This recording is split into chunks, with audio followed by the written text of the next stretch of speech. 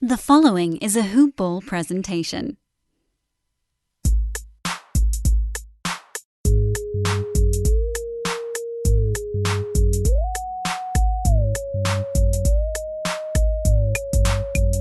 What is up, Clipper Nation? Brandon Marcus here, and this is another episode of the Hoop Ball Clippers podcast. Hope you're having a tremendous day wherever you are as the Los Angeles Clippers season is inching closer and closer. October 22nd is just about a month away, a little bit less than that. I am excited. I hope you are too. Today's show is going to be a great one. Not a good one. It will be a great one. We have Noah Eagle, the radio voice of Los Angeles Clippers, replacing Brian Seaman as Brian heads over to the TV side to replace Ralph Lawler. He'll be joining us today to talk about getting the job at the young age of 22, the influence of his father, Ian, who you see on CBS doing college basketball, NFL. You see him doing the Brooklyn Nets broadcast. He is all over the place. Also does some tennis as well, as does Noah. It's amazing what this kid has accomplished at his young age. We'll talk to him about that because it's not very often you see somebody that is just out of college that has the resume that he does. We'll talk about it, obviously, with him, but it is just eye-opening what you see when you look at his resume. The amount of things that he has done already at the age of 22, boy, it really puts just everything we have done to shame. It's obviously amazing. There's no doubt about that. He's an incredible kid, too. When you read everything about him, everybody has glowing reviews about him. It's just so cool to see how obviously he's got the chops because of his father and the influence of his dad. But you have to stay in the industry because you're good. And this kid is clearly good. You go and you Google anything that you see of him doing a broadcast, and he is tremendous. He sounds exactly like his father. You'll see that. Oh, obviously, you'll hear that. You won't see it. You'll see it eventually. But with him, it's a guy that learned, obviously, underneath his father. And at the age of about 12 years old, he got introduced to the industry as something that he wanted to do. And he has really capitalized and run with it to the point where now he is just out of college and he's going to be an NBA radio play-by-play broadcaster. It's an incredible leap, and I can't wait to talk to him.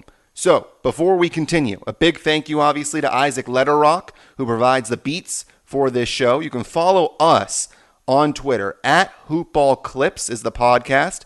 I am at BD Marcus. And remember, this is another Hawaiian Isles Kona coffee presentation. Get that Hawaiian Isles coffee if you need to get your coffee and caffeine fix. There really is no better place than High Kona coffee. So, without further ado, let's get to our conversation with Noah Eagle. What a treat this is. We opened up the podcast talking to Brian Seaman, our first ever Hoop Ball Clippers podcast, and now here we are just about to hit October, and we are about to talk to Noah Eagle, the new voice on the radio side of the Los Angeles Clippers. Let's give you a little bit of a resume for this fella that is only 22 years old. He has been a host for SiriusXM on ESPNU and ACC channels, covered the Summer League, the G League Winter Showcase, and the Draft Lottery Tiebreaker for NBA Entertainment. Also has been a sideline reporter at 2 Junior NBA Global Championships on Fox Sports. Worked as a studio host and a play-by-play announcer for the ACC Network and the Tennis Channel, and also hosted a game show on WCNY-TV in New York. What have you done in 22 years of being on this earth? My goodness, Ian Eagle is the man that you know, but now get to know his son, Noah Eagle. Noah, what's up? Well, Brandon, you missed. I'm a Sagittarius. You didn't get in there, so man. We'll add that to the resume for next time. But it's an honor. This was the one thing that I knew I wanted to do when I heard that I was going to be the next voice of the Clippers. I said I need to get on with Brandon, and now that's come to fruition. So, Noah, you're a smart man. You really are a smart man. And what people don't know, and what frankly you didn't know until we started talking, was that you and I were about 5 feet away from each other. I think it was 2 years ago in Detroit when Cal State Fullerton played against Purdue in the NCAA tournament. Syracuse played the game after, and you were covering the game there. Of course, your father was as well. And now here we are. We're talking. Obviously, we're very far away from each other, but still, this is cool. It's come full circle. It has. It has, and it's funny how that works like that. Never know who you're going to run into in those types of situations, and like you said, full circle. I always like to hear that type of stuff, and I wish we knew each other then, because now it's going to feel like it's a family mentality, and I'm looking forward to it. Oh, I like you already, Noah. I really do. All right. So I obviously brought up all these accomplishments to start the podcast. I mean, there's not many 22-year-olds that have the resume that you do.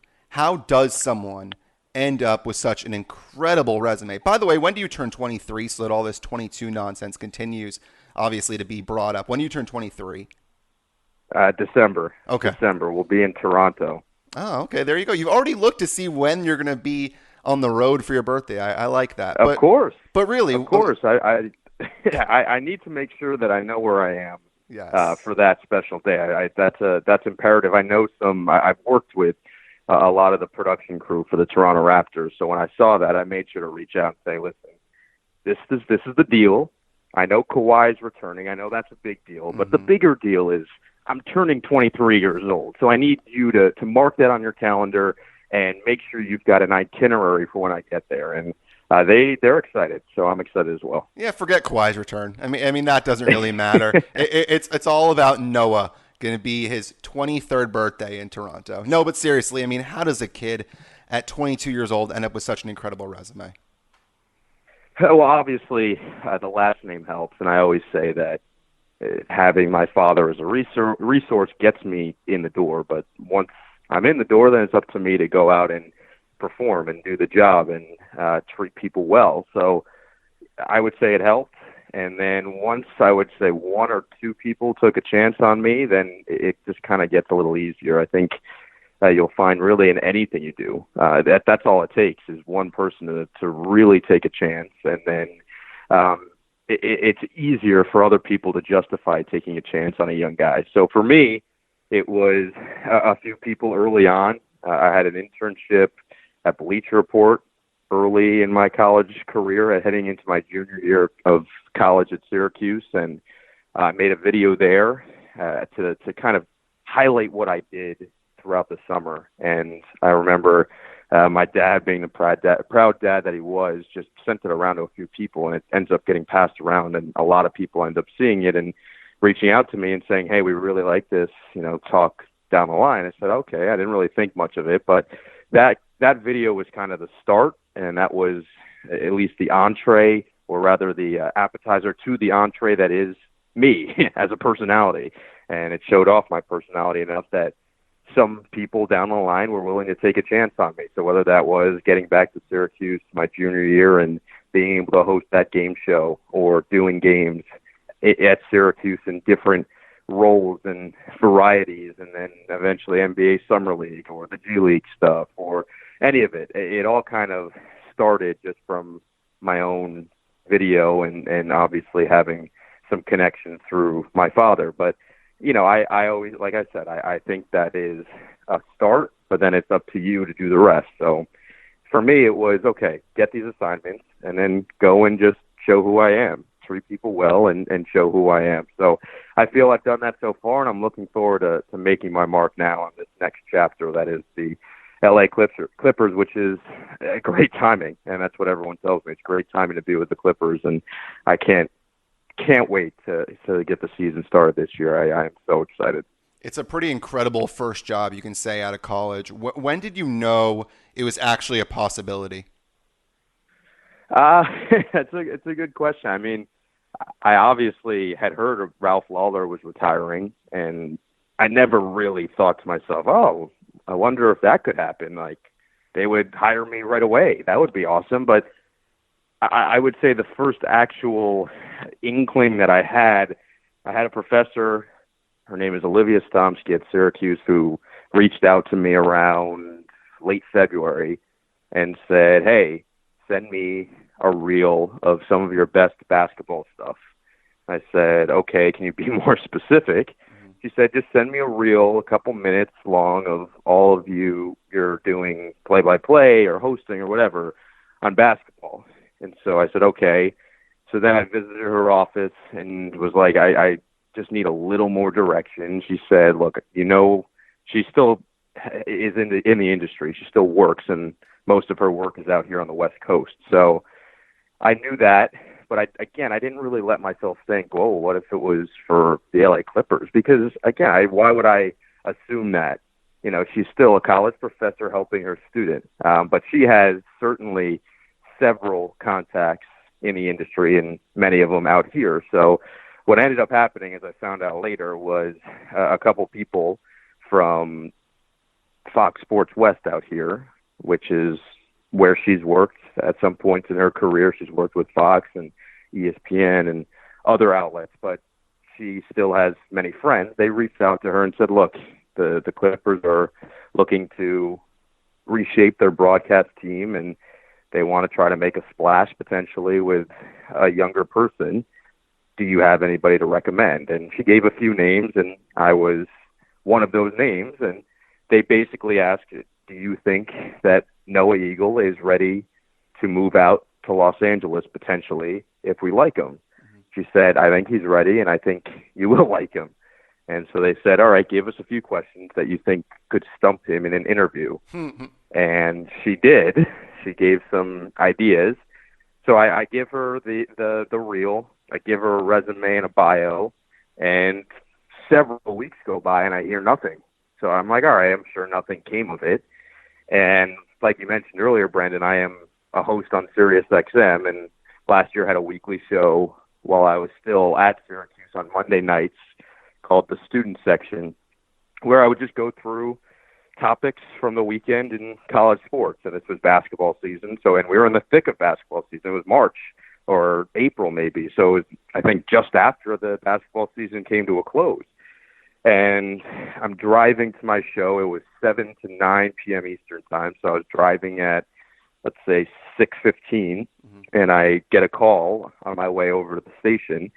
And I had been getting a lot of calls from random numbers, solicitors. As I don't we know all if you're do. a fan of solicitors. Yeah, no, I hate them. I'm not. Yeah.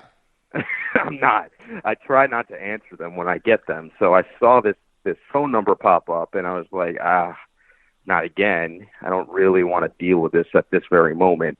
But I noticed it was from Los Angeles. And I was like, all right, well, I don't get them from Los Angeles. Usually they kind of mimic my phone number, or they're in the tri-state area. So I took it, and I said, hello? And I hear a deep booming voice. It was like, hello? Noah, this is Nick Davis from Fox Sports West and Prime Ticket. As you've heard, I'm sure Ralph Lawler's retiring, and we're looking to make changes to the broadcast team, and we'd like to fly you out and have you interview and audition for the job with the Clippers. And I was like, are you sure you have the right phone number? And he said, yeah, we want to fly you out next week. I was like, next week? So my show, I have no idea. I blacked out during that radio show. I have no idea what I said, who I said it to, what I said to callers, because my mind was elsewhere. I mean, naturally, because I just got asked to fly across the country to interview with an NBA team. So I do that the following week. I interview with people within the front office and people at Fox and everything, and I audition with Corey Maggette, who is awesome. He's a great guy, and I was super excited just to talk to him and pick his brain about a ton of things, including the Clippers. I mean, I obviously, with my dad being with the Nets my whole life, I was around the Nets and everything, but I always had an affinity for the Clippers just because they were similar to the Nets, but on the other side of the country. So when Corey was with the Clippers, I loved those teams. I loved those kind of gritty Clippers teams that you kind of overlooked, but if you did, they would come out and surprise you.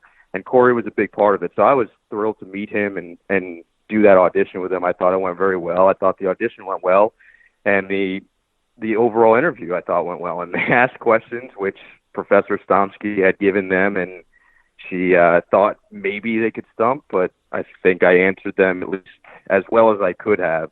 So the next few days, I get back and I get another note from my agent basically saying Steve Ballmer wants to meet you. Oh, You're baby. going to have to fly out to Seattle next week. And I'm like, wait, hold up. Are you serious, or are you just trying to rile me up? He said, I'm serious. Steve Ballmer wants to meet you. And so keep in mind, this was all kind of during the first playoff series. I remember actually the interview with the Clippers in LA, the first one was after that would be game 5 of the first round with Golden State. Are you where still in they school at this point? dominated basically start to finish. And I noticed that everyone was in a good mood. So I'll just leave it at that. And I would say I stayed up and watched that whole game, and I was like, wow, this is pretty good timing for me, I guess. So after the series is over the following week, I go and fly out to Seattle, and I have no idea what to expect. I mean, I'm meeting, I don't know who else is supposed to be in this meeting, or if it's just going to be me and the $50 billion man that is Steve Ballmer, that I've seen on TV, that I've watched lead this Clippers franchise into the limelight. And I walk in. I remember I was wearing, one of my nicer suits that I could find. And I went to California Pizza Kitchen because I was right by his office in Bellevue, Washington. And I said, that'll comfort me at least before this. And I sat down. He walked in, and it was me and him for 90 minutes, just the two of us basically talking. And what I appreciated the most about him, because you hear all these things, and you never really know what to believe about a person until you meet them face to face. He is genuinely exactly what I was hoping he would be. He genuinely cared about the things I was saying. He asked questions and truly wanted to know the answers to the questions and what I thought about certain topics. And he wanted me to challenge him when I felt like his opinion was different than mine. And so we talked just basically candidly for 90 minutes. And I left, and I told him, Mr. Ballmer, if you give me this job, I will make the Clippers my life. And he said, okay, that's good to know. And that was what I left him with. I left the interview. I went back. I graduated from Syracuse, went to Chicago for the G League Elite Camp and the NBA Lottery and the early stages of the Combine. I flew back to Syracuse, grabbed all my stuff, drove home to New Jersey, and then a couple days later I got another call from an LA number, and it was Gillian Zucker, and she said, we are making some changes, and it's going to open up the radio position, and we'd like you to do it. And take your time with it. If you want to take your time and get back to me whenever you can, maybe take the weekend. And I mean, it took me about 5 seconds to truly figure out whether or not I wanted to do it. Yeah. But I took a few days to figure out logistically if it would all work. And I said yes, and the rest is history. Wow, that is amazing. And that is like an 8 or 9 minute explanation of basically 3/4 of the questions that I was going to ask. So I'm very impressed with you, Noah. But so I was going to ask you, and your ability to stay on topic while someone else talks to you is incredible, because I literally just chimed in. It's like someone in your IFB, and I was asking you if you're still in school at the moment. And so you were still in school at the moment. So here you are, haven't even graduated, and you're interviewing with Steve Ballmer. I mean, that's got to be something that dreams are made of. Without a doubt. It's almost like I was destined to work in the NBA at some point in my life. I was born, as we mentioned, December, Sagittarius. Just keep that in mind. Again, we're going to add it to the resume. Okay. Sagittarius, December 11th, 1996. And my father had been broadcasting with the Nets. That would be his 3rd season with the Nets. And they were bad. I mean, they were really bad in his first several years in New Jersey. And it was a team that was in the middle of trying to strip everything down and build back from the bottom up. They had been to the playoffs a few years before with Drazen Petrovic, and then, of course, he left us a little too soon, and they had to rebuild from there. So they were struggling, and they played the Seattle Supersonics on December 11th, 1996, it was the time when the Seattle Supersonics had Gary Payton and Sean Kemp, and you could go down the list of players they had. They were competing for an NBA championship, and it was, middle of the season, and the Nets had won, I think, maybe 5 games so far, and the Sonics had won 16. You could look it up on Basketball Reference, but I was born at 9-something in the morning, and my dad went and called the game that night, and the Nets shocked the Sonics and won the game. So it was from a young age, I always felt a connection to that and to the team and just really to the league more so than anything else. I've always had an affinity for the NBA. So just to have this experience, I didn't even, at that point when I was just interviewing, I just kept telling myself, obviously I want this job, but even if it doesn't happen, just the experience of interviewing with a team and interviewing with potentially right now one of the more famous owners in all of professional sports is invaluable. Because even if I don't get this job, it's going to be an experience that I can reach back on and look back on in the future and in future interviews with potentially future teams.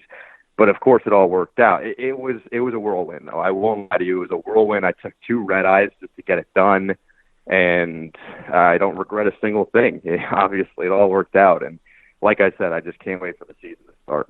I think it would have been more fitting if the Clippers played against the Nets that night, but I think the next best thing is the Sonics, considering that Ballmer obviously lives up in the Northwest. True. So I think that does make a lot of sense. It's crazy because your dad obviously does many different sports, and now you're doing a lot of different sports as well. I'm assuming that you'd like to go down that path where you maybe eventually become a national voice on different sports. But right now, obviously, you're the radio play-by-play broadcaster for the Clippers. How did you choose to go with NBA at the moment? Because I'm assuming that you still want to do other sports. Brandon, I'm not really focused on all of that stuff quite yet. Okay. Like I said to you, I told Steve Ballmer that if I got the job, the Clippers will be my life. And while I'm in season, the Clippers are going to be my main and pretty much only priority, aside from eating and sleeping and, the other factors that are going to help me do the job well. But that still remains true to me. And as long as this is my job, then I'm going to make sure that I'm doing it to the very best of my ability. So that's my main focus, and I'm not trying to really look too much into the future quite yet. But how did I come about this? I mean, like I said, it was always a passion of mine. The NBA has always been when you look at all sports, like, sure, I love the NFL and college football, and you can go down a list of sports that I've followed and loved throughout my life. But the NBA has always been paramount to me. I mean, I would wake up when I was really young and want to be called different NBA players. I would stack all the jerseys that I could find and get my hands on and wear them to school. Like, this has always been it for me. And working in the NBA has always been a dream to me once I realized that I was going to be 5'8". You can mark that down. I'm 5'8".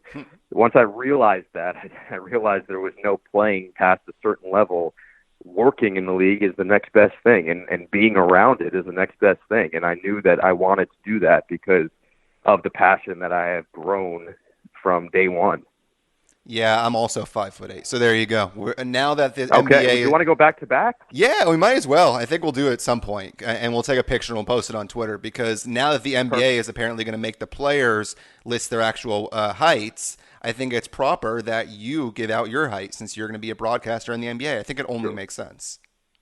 Yeah, there's deep in my house, my growing up house in New Jersey, because I guess that's no longer my house, which is still weird to think about. Mm-hmm. But deep in there, you can find basically a player card, but it's of my dad. And I'm hoping, and maybe we can try to make this work, that someone will create a trading card of Noah Eagle with the exact height and weight and all little statistics we can find, because that thing is hilarious. I mean, it's hilarious. I think you can probably get that done at some point. I know they make trading cards in like minor league baseball. I'm guessing that they'll do it in the NBA. But I mean, you'll make it happen. I got to ask you about the Clippers, because this is a team that you're going to be joining, a team that obviously you don't follow much, considering that you are from the East Coast. How much Clippers history did you go and learn before this type of interview? Because I always wonder how much they actually grill you on the team itself, because that's something now that you can simply Google and find out information, whereas in the past you couldn't do that. Yeah, I would say that I spent more this summer trying to learn as much as possible, because once I got the job, I said to myself, okay, I never want to be in a position that I can't reference something that's happened in this team's past. And it's really more so just going way back to, Bob McAdoo and those days, the Buffalo Braves and into San Diego. Those are the days that I'm trying to learn, because once you get into the LA Clippers, like I've said, I followed the NBA religiously from a very young age, from basically day one. I was sitting in my father's office when I was 4 years old, reading through media guides and learning about players. And so it wasn't going into the interview. That wasn't as much of what I was focused on. I was focused on this team that they had currently, because I knew that the Clippers are focused on the present and the here and now and the future. So I said, how can I stress that as well? And what do I need to know about each player? So I went and found as many stories, and I emphasized to them of goal that I would have if I were to get the job is to humanize these players that you guys have, because they had great personalities. I mean, Lou Williams, you could go back and find the story of him in Philadelphia when he got stopped at gunpoint in his car. He convinced the guy who was trying to rob him to get in his car and took him to McDonald's. That's awesome. How many guys could you say have done that in the NBA? Very few, and Lou Williams happens to be one of them. Or Patrick Beverley was dumped out of the league, basically, and went overseas, and when he came back, he signed a training camp deal with Houston and not just made the team, but he was named the starting point guard, and when he found out, pulled over his car and started crying because of the path that he had to take. Like, those were the things that I wanted to know more about. What about this current situation, these guys that we've gotten to know, the gritty, hard-nosed, tough, they're going to play. What do I need to know about Doc Rivers? What has made him such a successful head coach? So that was more important to me than the history at first. And then I said, okay, let me dive a little bit further into the history. And I'm still trying to learn as much as possible leading up to opening day, because, like I said, I always want to be able to reference something that's happened in the past whenever it comes up.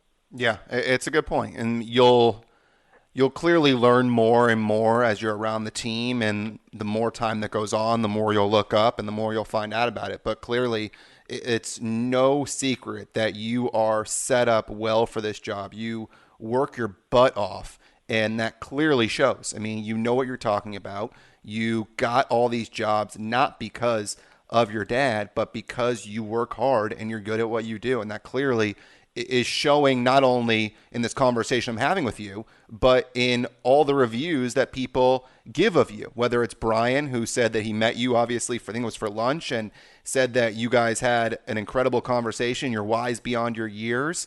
It's showing. And I just want to tell you that it's incredible for someone like you, the 22, to have this job, but it's well deserving. I appreciate that, Brandon. It really does mean a lot. And at the end of the day, I know that it's not an easy job to do, and I am going to work as hard as I need to, and then some, to make sure that I provide the fans, because that's really what I'm about, is making sure that the fans get what they need. Mm-hmm. I've been watching and listening and doing all that to NBA broadcasts with an ear for the broadcast itself because of what I'm from and where I'm from, and seeing my dad do it throughout his entire life. I've always sat in the radio or in the car and listened to the radio and said, what am I missing out of this? That's a big thing. And I will say that, with the SiriusXM subscription, you can get pretty much any team. They pop up and you can get the play-by-play. And every single time the Clippers came on, I was blown away with Brian. And I said, this guy gets it. He gives you everything you need. He's doing it by himself, by the way, and he was absolutely one of the best in the league doing it. Brings an energy, brings a passion, and he brings the knowledge along with it. And so he's going to have hard shoes to fill, and I know that he's already been unbelievably helpful to me, and I know he's going to continue to do that because he's a great guy and he's a great resource to have. But I'm just looking forward to trying to almost be a middleman between the players and the fans.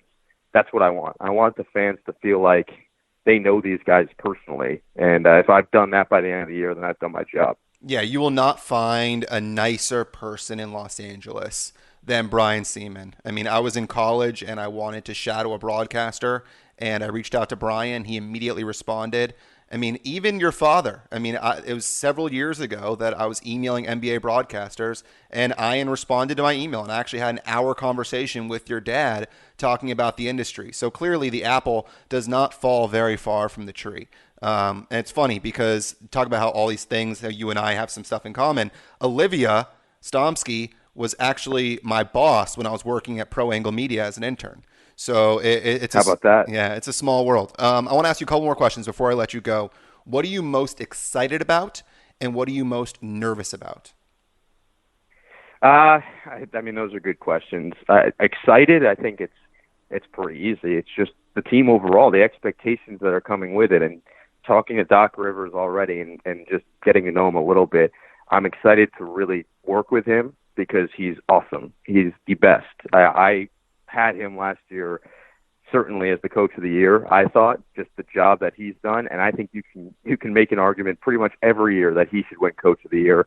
He is one of the best to ever do it, which is incredible to think about, and he is the best with the media without a doubt. He is willing to say things, and he's willing to just be honest with you, and I appreciate that coming from Syracuse. And I had a good relationship with Jim Boeheim, but it's different. It's a different type of relationship with Doc Rivers, and I'm excited to work with him. But the expectations that are coming with this team, because they've been earned. They've earned these expectations. They've earned all the praise that they've received. And giving up Shea and Gallo has not been easy, but what they've gotten in return is a testament to last year's group, which I think has been documented, but I think it's been understated a little bit. What last year's group did was it was unbelievable to watch, especially from afar. I wasn't involved, obviously, yet with last year's team, but I wish I was. Brian was telling me how much he loved being around the guys, and I've already been around some of them, like Pat Beverly, and I could tell exactly why he feels that way. They are high character, hardworking. They want to win, and they're for each other and not themselves, and that's important. And then they go out and add 2 stars who are the same way. They want to win, and they're for the team. That's hard to do, and it's remarkable how this franchise is going into this season with higher expectations than they've ever had.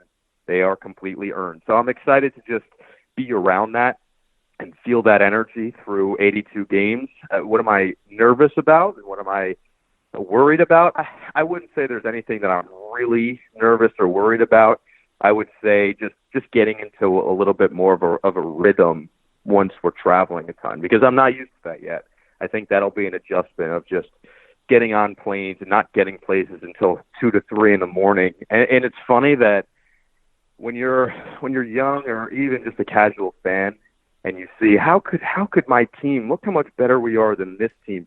You don't even think about the circumstances that go in. And now already just looking at the schedule in front of me of what I'm going to go through on a rest and sleep basis of, all right, we're flying here and then we're playing here the next night. I can't even imagine these players having to do that. So I'd say that's the biggest adjustment. I'm sure if you ask a lot of rookies in the league, they'd say that's their biggest adjustment as well, of the difference of travel as you step up weight classes from high school to college to the pros. So I would say those are the main things. Yeah, there's a reason why back-to-backs are so difficult, because that second game is just so brutal.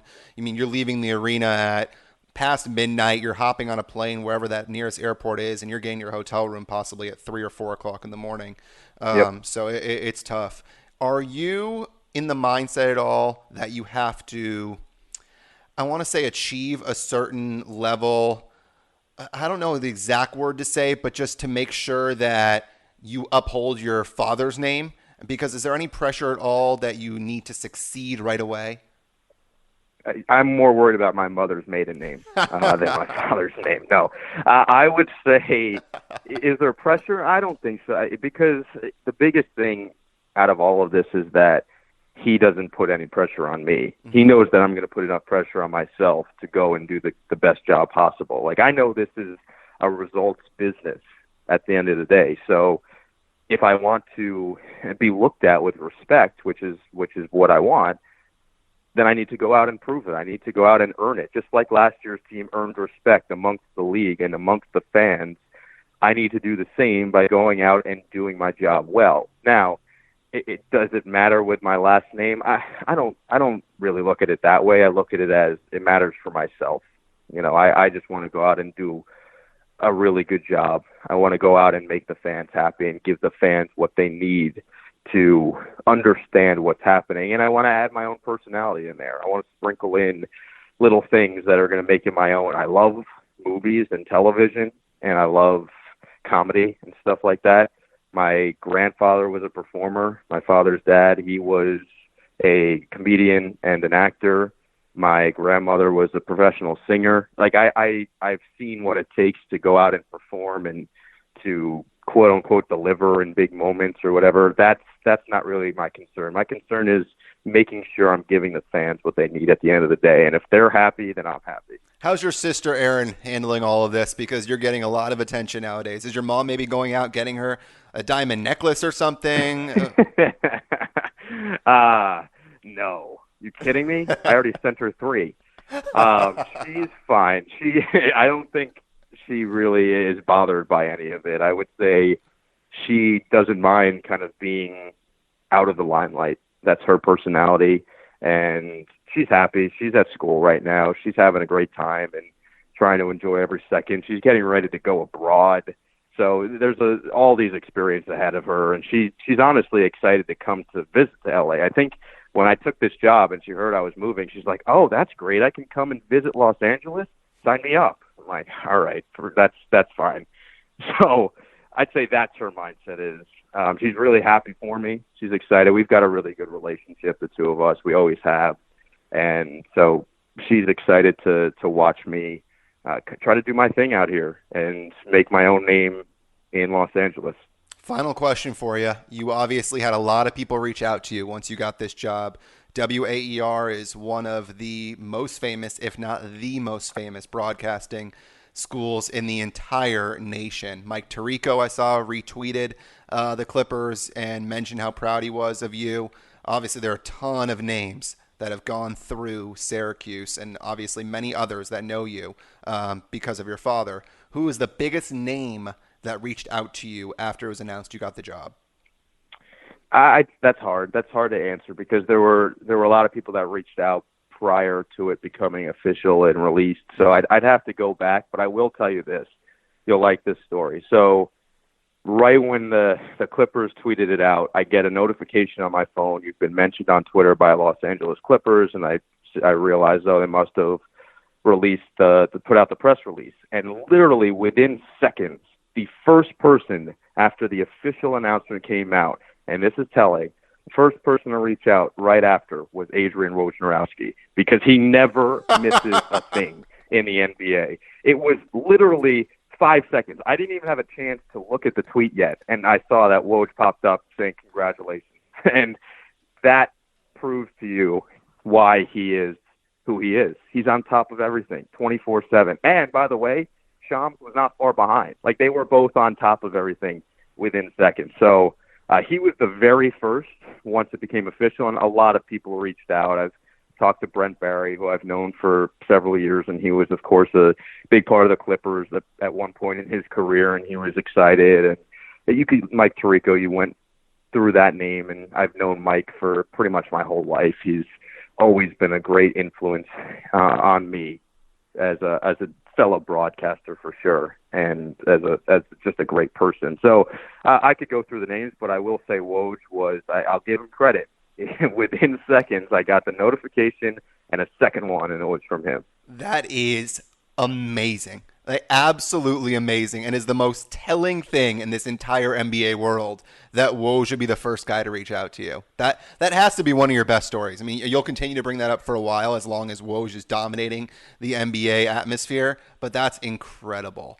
Oh, wow. Yeah, I've been fortunate to get to know him for the last couple of years. He actually helped me out with something I did at Syracuse, a project I worked on for WAER, and so I've gotten to know him there in summer league and whatnot. And he's a great guy, but he is even when you're talking to him, he's got his cell phones out because he knows that news can come out at any moment. So it wasn't shocking, but it was also validating all at the same time.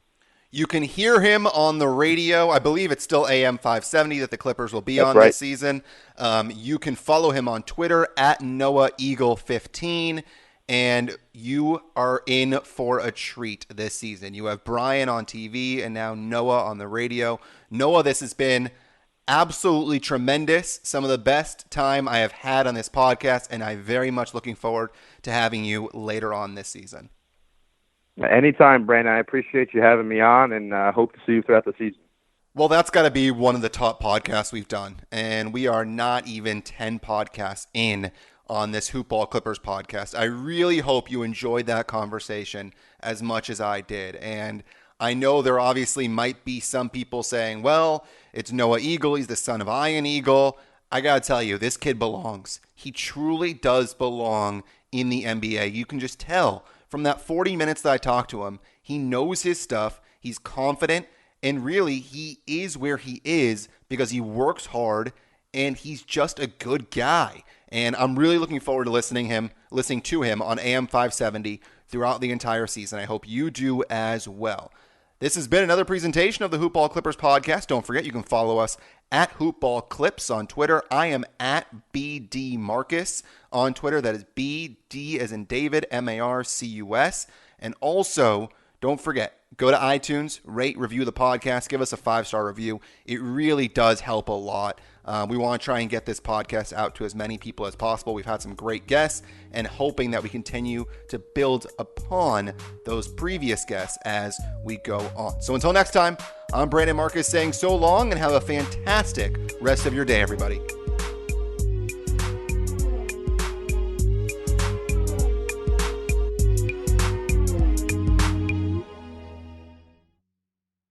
This has been a Hoop Ball presentation.